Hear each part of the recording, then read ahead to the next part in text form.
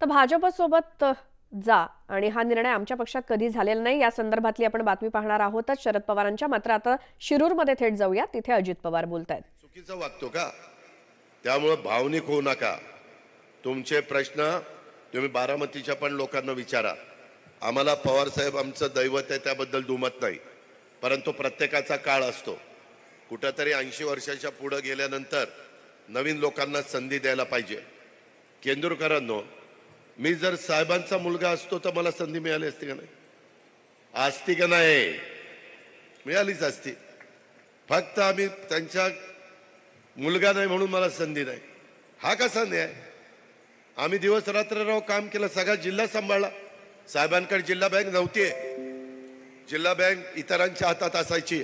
मी राजकारणात आल्यानंतर जिल्हा बँक त्या दिवसापासून 91 आजपर्यंत ताब्यात ठेवलेली आहे राष्ट्रवादी काँग्रेस पक्षाच्या.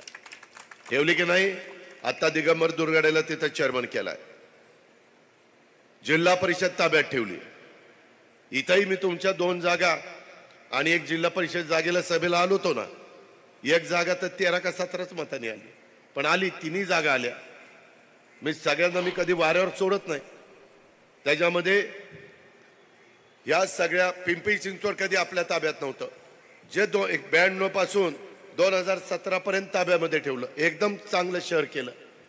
आपल्याकडं मी कामाचा माणूस आहे. मी एखादी गोष्ट मनावर घेतली तर मी करतो. बारामती कशा पद्धतीनं बदलली एकदा येऊन बघा. अनेक लोक, मेघनाला विचारा की अनेक लोक सांगतात आम्हाला निवडून द्या, आम्ही आपला मतदारसंघ बारामती सारखा करू. म्हणजे काहीतरी आम्ही केलंय ना, का तिथं गोट्या खेळलो? काय कामच केलं ना? याचा विचार कुठेतरी करणार आहे का नाही? आणि काल तर काय एक सभा झाली शिरूरला, तिथं तर काही काही तर असं बरळले, म्हणले हे गोडगंगा कारखाना अजित पवारने बंद पाडला. तिच्या आला अजित पवार डायरेक्टर नाही, चेअरमन नाही, व्हाईस चेअरमन नाही, माझ्याकडे काय जादूची कांडी? हा, हे कारखाना बंद पाड, की कारखाना बंद पडला. अरे तुम्हा लोकांना म्हणजे तिथं असणाऱ्या चेअरमनला चालवता आला नाही.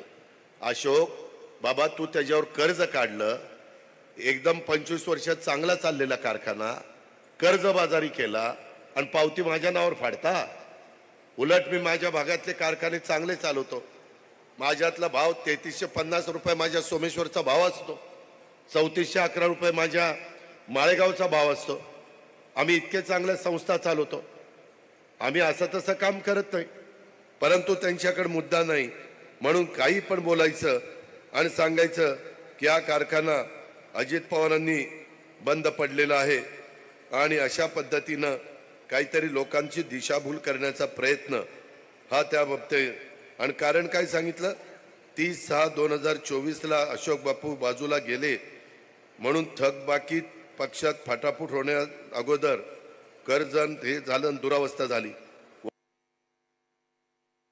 बरोबर होता, माझ्या शपथविधीला होता, अमोल कोल्हे शपथविधीला होता. तुम्ही फोटो बघा, यांनी बाईट दिले. अशोक पवारचं दुखणं तिथं मी शपथ घेतली, भुजबळांनी शपथ घेतली आणि 3री का 4थी शपथ दिलीप वळसे पाटलांनी घेतली. तिथं अशोक पवारचं आमच्या भावकीचं गाडं बिघडलं. ते वडलावराव यांचं माझं जमत नाही, दादांनी ह्यांना नको होतं घ्यायला मंत्री करायला, आता मी दादांच्या बरोबर राहणार नाही. त्यांचं स्थानिक वाद आणि माझ्या नावाने बोलतात. मित्रांनो, मी कधी मेघनाला विचारा, ती भाजपची आहे. त्याच्यामध्ये मागं आम्ही सरकारमध्ये असताना भाजपचे किंवा इतर विरोधी पक्षाचे आमदार आले आणि काम होण्यासारखं असेल तर मी काम करायचो. मी असा माणूस नाही, कारण हे पण 5-5 लाख लोकांच्यातनं निवडून येत असतात. काही झुकतं माग सत्ताधारी पक्षाला मिळत असेल त्याबद्दल दुमत नाही, परंतु अजिबातच विरोधकांची कामं नाही केली तर कसं चालेल? असं नाही राजकारण होत, असं नाही समाजकारण होत. तुम्ही भावनिक होऊन त्या ठिकाणी मतदान करू नका. ही देशाची निवडणूक आहे. आणि मी का शिवाजीराव आढळराव पाटलांच्या घड्याळाच्या चित्राच्या शेजारचं बटन दाबायला सांगतो, समोरील बटन दाबायला सांगतो का? तर आपल्याला केंद्राचा निधी आणायचा. गिरीश बापट साहेबांनी पुण्यामध्ये आणला, नदी सुधार कार्यक्रमाला करोडो रुपये आणले. 24/7 पिण्याच्या पाण्याची योजना करायला पैसे 2400 कोटीची योजना आणली. टर्मिनल 500 कोटी रुपये पुणे एअरपोर्टचं टर्मिनल चांगलं करायला आणले, मेट्रोला 16,000 कोटी रुपये आणले. आपल्या खासदारांनी काय केलं? खासदार तर म्हणायचं मला नकोच खासदार की मी राजीनामा देतो. अरे म्हटलं का राजीनामा देतो? म्हणले दादा मी सेलिब्रिटी आहे, मी अभिनेता आहे, मी चित्रपटात काम करत असतो, मला वेळ नसतो, मी मालिकेत काम करत असतो, मला त्याच्याबद्दलचं शूटिंग करावं लागतं, सेट असतात मुंबईमध्ये. सेट म्हणजे कळेल काय सेट? कळतंय ना सेट म्हणजे? ते चित्रपटात सेट उभा करतात, तर ते तिकडं असतं. त्याच्यावर मी काय करणार? मी कधी केंदूरला जाणार, मी कधी आंबेगावला जाणार? आणि ती बाबा 5 वर्षात केंदूरला किती झाले? काही निधी बिधी दिला का नाही? काय बघा आता, बघा तुम्हीच. आणि मला म्हणत होते मला राजीनामा द्यायचा. मी कसं बसं म्हणलं नको रे बाबा, आता राजीनामा दिल्यावर लोक तर आम्हाला मतच मागून देणार नाहीत. 5 वर्षाकरता दिलं आणि तुम्ही राजीनामा देता, तुम्ही काय आम्हाला पोरकट समजता का? असं म्हणून आम्हाला सल्ला करतील. म्हणलं नको देऊ. आणि आता एकदम पुन्हा उभा राहायला निघालाय. मित्रांनो, त्यांच्याकडनं काम होणार नाही.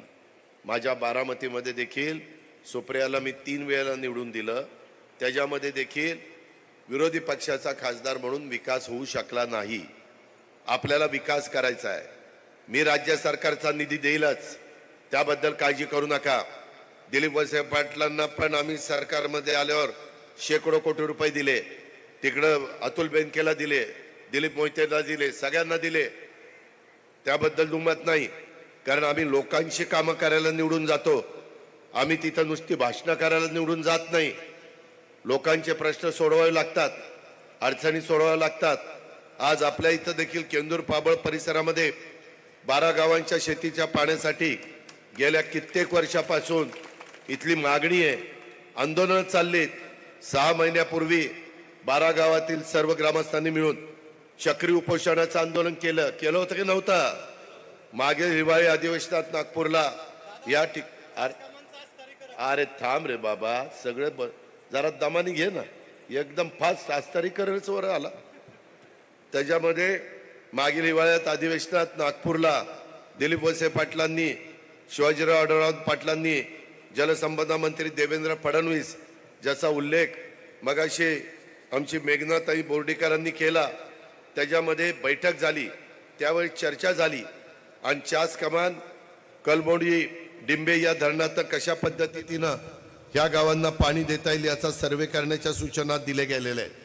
2019 साली देखील विधानसभेच्या निवडणुकीच्या आधी अशाच पद्धतीचं आंदोलन ह्या भागामध्ये झालं. जलसंपदा राज्यमंत्री त्यावेळेस विजय बाप्पू शिवतरे होते, त्यांच्या उपस्थितीत मुंबईला बैठक पण झाली, त्यातील देखील सर्वे करण्याच्या सूचना दिल्या. परंतु त्याच्यामध्ये काय व्हायचं, ते कलमोडी धरण आहे, त्याच्यात एका बाजूला माझा आंबेगाव तालुका आणि एका बाजूला माझ्या खेड तालुका. तर दिलीप मोहिते म्हणायचे राव माझ्या उशाशी धरण आणि माझी गावं मात्र उपाशी राहणार, असं कसं चालेल? मला पण काही पाणी द्या 5-6 गावांना, तिकडं काही 7 गावांना काही द्यायचं ते द्या, इतर काही खाली न्यायचं ते खाली न्या. आता मित्रांनो, त्याच्यामध्ये आम्ही दिलीप वळसे पाटलाशी आणि दिलीप मोहित्यांशी चर्चा केली. मी त्याच राष्ट्रवादीमध्ये मी म्हणलं वाद घालू नका, ह्याच्यातनं लोकांचं नुकसान होत आहे, आपण तुमच्या दोघांचा मार्ग काढू. तेव्हा आता दिलीप मोहिते तिथं तयार झालेले आहेत. तर शिरूरमधल्या प्रचार सभेमध्ये अजित पवार बोलत होते, आपण ऐकलं. यासोबतच वेळ झाली या बुलेटिनमध्ये आता इथेच थांबण्याची. नमस्कार.